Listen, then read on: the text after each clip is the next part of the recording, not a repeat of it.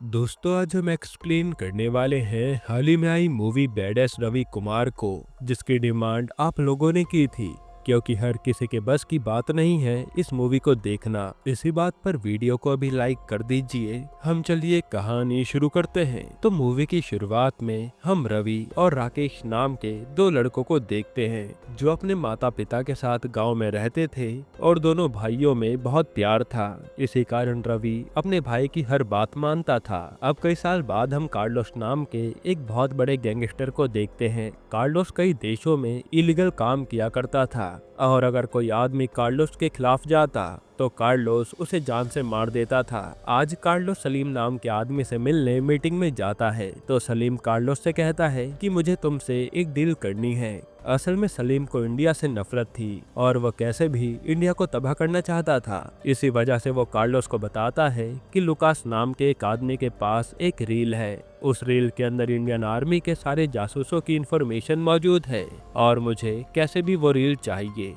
जिस पर कार्लोस सलीम से कहता है कि तुम चिंता मत करो, बस पैसों का इंतजाम करके रखो, तुम्हारा काम हो जाएगा। फिर हम लुकास को देखते हैं। जेन नाम का आदमी लुकास से वो रील चुरा कर अपने बॉस सुधीर को लेकर दे देता है, मगर इसके बदले में सुधीर जेन को जान से मार डालता है। जिसके बाद सुधीर कार्लोस को कॉल करके कहता है कि मेरे पास वो रील है, तुम्हें वो रील चाहिए तो मुझे पैसे देने होंगे।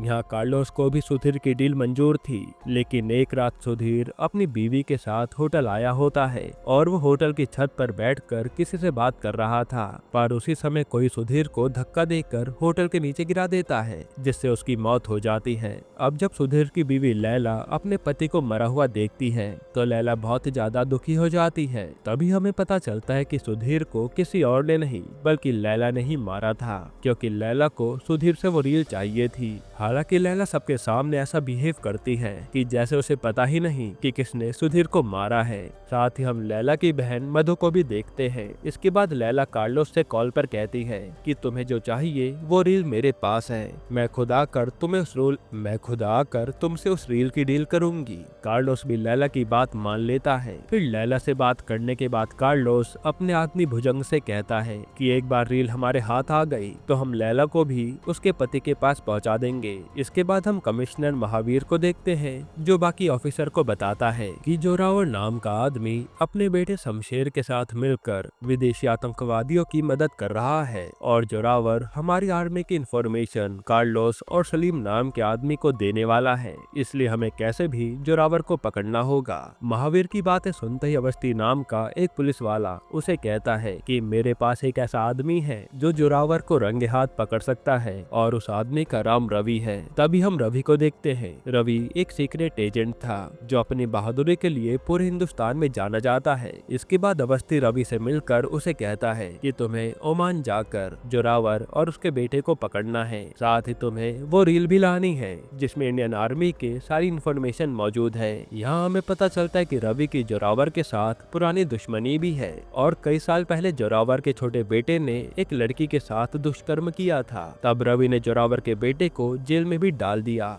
लेकिन जोरावर ने अपनी पावर का इस्तेमाल करके अपने छोटे बेटे को जेल से निकाल लिया था। इसी बात पर गुस्से में रवि ने उसके बेटे को जान से मार डाला और उसी दिन के बाद जोरावर और रवि के बीच में दुश्मनी हो गई। इसके बाद हम देखते कि जब रवि सो रहा होता है तब उसे सपने में अपने पापा दिखाई देते हैं जो फांसी पर लटक कर अपनी जान दे देते हैं। तभी रवि का सपना टूटता है और वो काफी ज्यादा डर जाता है। फिर अगली सुबह रवि अपनी मॉम और दादी से जाकर कहता है कि मुझे काम से ओमान जाना पड़ रहा है, इसलिए मैं 1 महीने बाद आऊंगा। फिर जब रवि कार में बैठकर जा रहा होता है उसी समय रवि को मधु दिखाई देती है। यहाँ हमें पता चलता है कि मधु और रवि काफी पहले एक दूसरे से प्यार करते थे, मगर उन दोनों का प्यार अधूरा ही रह गया क्योंकि लैला भी रवि से प्यार करती थी। इसलिए लैला ने मधु को रवि की जिंदगी से दूर कर दिया था। हालांकि मधु को ये बात कभी पता ही नहीं चली कि लैला भी रवि से प्यार करती थी। फिर फ्लाइट में जाते समय रवि को अपने भाई की याद आने लगती है,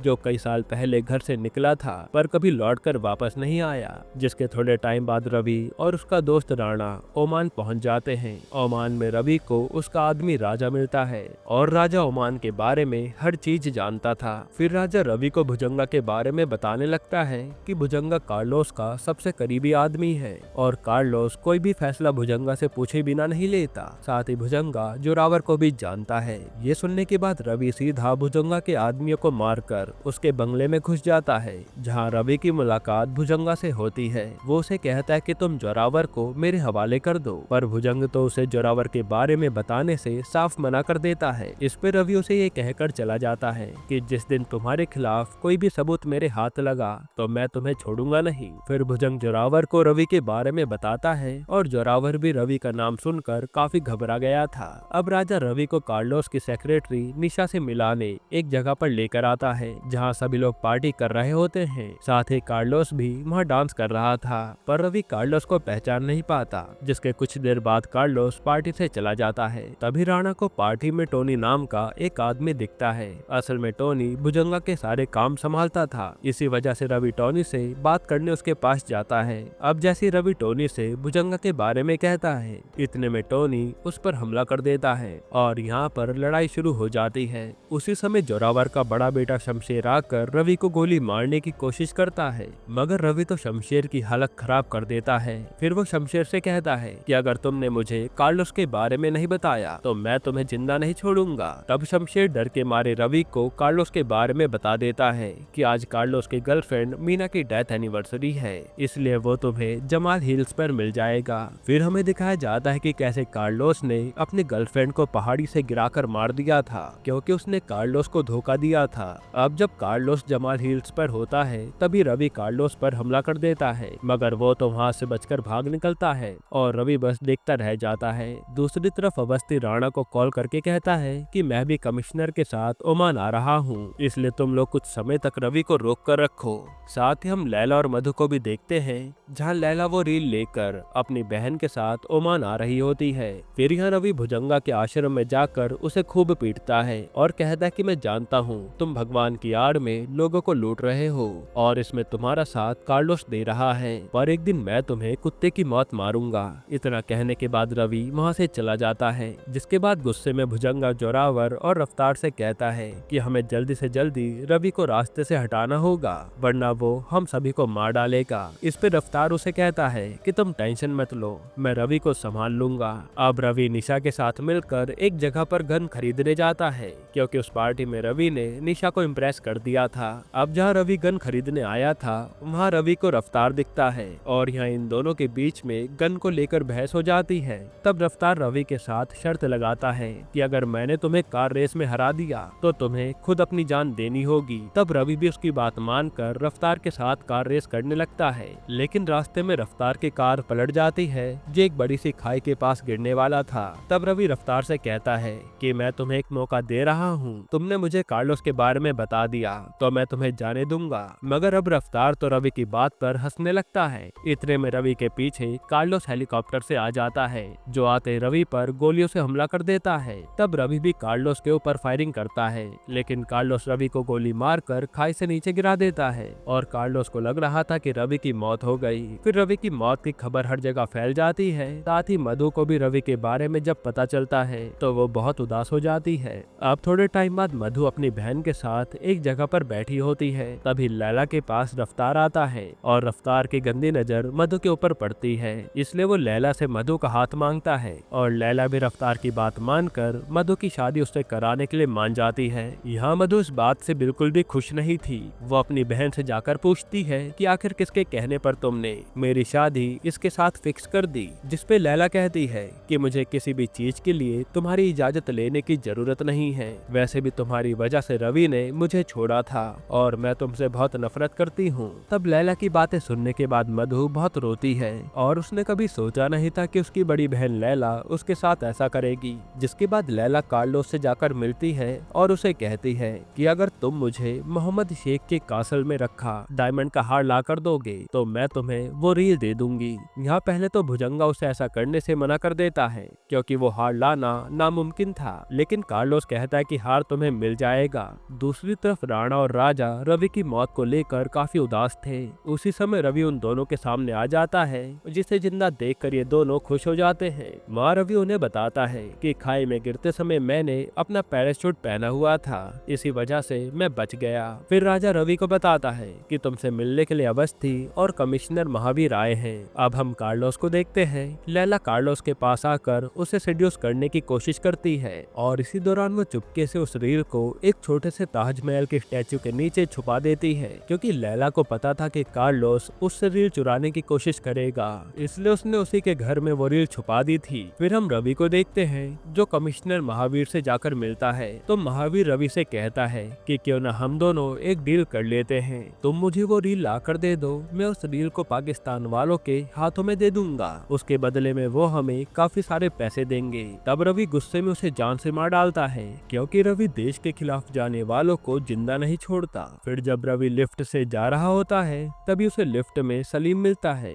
जो बातों बातों में उसे कहता है कि आज के दिन हमारा पाकिस्तान आजाद हुआ था और एक दिन हम लोग हिंदुस्तान पर कब्जा करके उसे भी पाकिस्तान बना देंगे। इस पर रवि उसे कहता है कि हिंदुस्तान को कोई भी तबाह नहीं कर सकता, जब तक मैं जिंदा हूँ तब तक तुम जैसे लोग हिंदुस्तान का कुछ बिगाड़ नहीं पाएंगे। इसी बात पर उन दोनों के बीच में काफी बहस होने लगती है और वो दोनों एक दूसरे पर गोली भी चलाने वाले होते हैं, लेकिन इतने में वहाँ कुछ लोग आ जाते हैं और ये दोनों पीछे हट जाते हैं। अब थोड़े टाइम बाद रवि अपने घर आ जाता है और घर पर सभी लोग रवि को देखकर काफी खुश होते हैं। यहाँ रवि को आज फिर से अपने पापा और भाई की याद आ रही थी। फिर कुछ समय में भुजंगा रवि को अपने पास बुलाता है और कहता है कि मैं जानता हूँ तुम्हें जोरावर चाहिए, अगर तुम मेरे लिए मोहम्मद शेख के कासल से वो डायमंड का हार लेकर आओगे तो मैं जोरावर को तुम्हारे हवाले कर दूंगा। इस पर रवि भी उसकी बात मान लेता है, जिसके बाद वो राणा और राजा के साथ मिलकर उस हार को चुराने का प्लान बनाता है।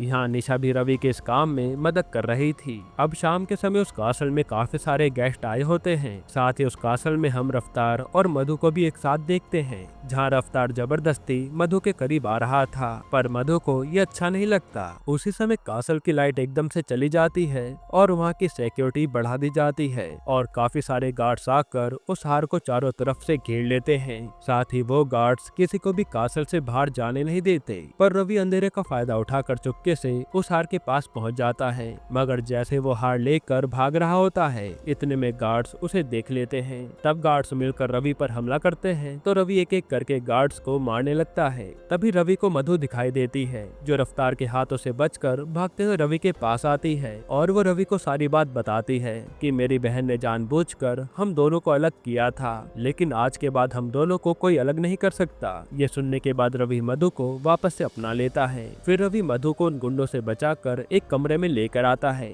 और उससे कहता है कि जब तक मैं वापस नहीं आ जाता तब तक तुम यहाँ से हिलना मत। इतना कहने के बाद रवि उन गुंडों को मारता है। फिर थोड़े टाइम बाद जब रवि जैसे ही कमरे में आता है तो वहाँ उसे मधु नहीं मिलती और रवि को कमरे में कार्लोस का एक लेटर मिलता है, जिसमें कार्लोस ने रवि को अपने घर पर बुलाया था। इसके बाद हम कार्लोस को देखते हैं, जिसने मधु को कैद करके रखा था। साथ ही वहाँ लैला, रफ्तार, भुजंगा और जोरावर भी होते हैं। तब थोड़े टाइम बाद रवि भी कार्लोस के अड्डे पर पहुंच जाता है तो वहाँ रफ्तार रवि से वो डायमंड का हार मांगने लगता है और वो रवि को धक्का भी देता है। इसी दौरान रवि की नजर उस छोटे से ताजमहल पर पड़ती है और रवि को उस स्टैचू के नीचे वो रील दिख जाता है, जो वो चुपके से रील को निकाल कर रफ्तार की जेब में डाल देता है। फिर रवि कार्लोस को वो हार भी दे देता है। जो मिलते ही ये लोग रवि को मारने वाले थे, मगर उसी समय वहाँ राणा और राजा आ जाते हैं और वो दोनों मिलकर कार्लोस के ऊपर गन तान देते हैं। लेकिन तभी कार्लोस अपनी जान बचाने के लिए रवि की मॉम और दादी को सामने लेकर आता है, जिन्हें खतरे में देखकर रवि खुद को सरेंडर कर देता है। फिर कार्लोस वो हार लैला को देकर कहता है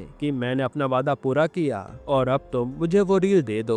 अब लैला जैसे स्टैचू के नीचे वो रील निकालने जाती है तब उसे वो रील नहीं मिलती। ये देखने के बाद लैला काफी घबरा जाती है कि आखिर वो रील गई कहाँ। इतने में रवि कार्लोस से कहता है कि वो रील रफ्तार के पास है। लैला ने रफ्तार से डील करके वो रील रफ्तार को दे रही थी। तब कार्लोस भी रवि की बातों में आकर गुस्से में रफ्तार को जान से मार डालता है, जिसके बाद कार्लोस रफ्तार की जेब से वो रील निकाल लेता है और ये पाकर आज वो काफी खुश था। फिर रवि को मारने से पहले कार्लोस उसे कहता है कि तुम्हारे पिता और तुम्हारे भाई को मेरे आदमियों ने ही मारा था, क्योंकि मुझे उस समय तुम्हारी सारी जमीन हड़पनी थी। और मैं तुम्हें भी अब उनके पास पहुंचाने वाला हूँ। अब यह अपने पिता के कातिल के बारे में जानकर रवि को बहुत गुस्सा आता है और वो कार्लोस और बाकी लोगों पर हमला कर देता है और गुस्से के कारण वो सारे लोगों को जान से मार डालता है। फिर जैसे ही रवि कार्लोस को मारने जाता है तभी कार्लोस रवि से कहता है कि अगर तुम एक असली मर्द हो तो तुम्हें मेरी एक शर्त माननी होगी। मैं तुम्हें 3 बार गोली चलाने का टाइम दूंगा। अगर एक बार भी तुमने बिना देखे मुझे गोली मार दी तो मैं खुद अपनी जान दे दूंगा। तब रवि भी इस मुकाबले के लिए मान जाता है। फिर शुरू में रवि की 2 गोली मिस हो जाती है, पर आखिरी गोली रवि ध्यान से सोच समझकर कार्लोस के ऊपर चलाता है और वो गोली सीधा कार्लोस को आकर लगती है। मगर कार्लोस ने बुलेट प्रूफ जैकेट पहनी थी, इसी वजह से उसे कुछ नहीं होता। और फिर यह कार्लोस अपनी बात से पलट जाता है, जिसके बाद यहाँ लड़ाई शुरू हो जाती है। तब मौका मिलते ही कार्लोस रवि से अपनी जान बचाने के लिए बाइक से भागने लगता है, लेकिन रवि कैसे भी कार्लोस को पकड़कर जान से मार डालता है। यहीं पर यह मूवी खत्म होती है, जहां रवि ने अपने पिता और भाई का बदला ले लिया था। दोस्तों, आपकी इस मूवी को लेकर क्या राय है कमेंट में जरूर बताइएगा, क्योंकि इस मूवी को देखने के बाद मेरा सर दर्द हो गया था, पर आपके लिए हमने इस मूवी को एक्सप्लेन कर ही दिया। इसके अलावा आप कौन सी मूवी का एक्सप्लेनेशन चाहते हैं वो भी कमेंट कीजिएगा। बाकी अगर आपको हाल ही में आई एक कमाल की मूवी देखनी है तो आप ये वीडियो देख लीजिए।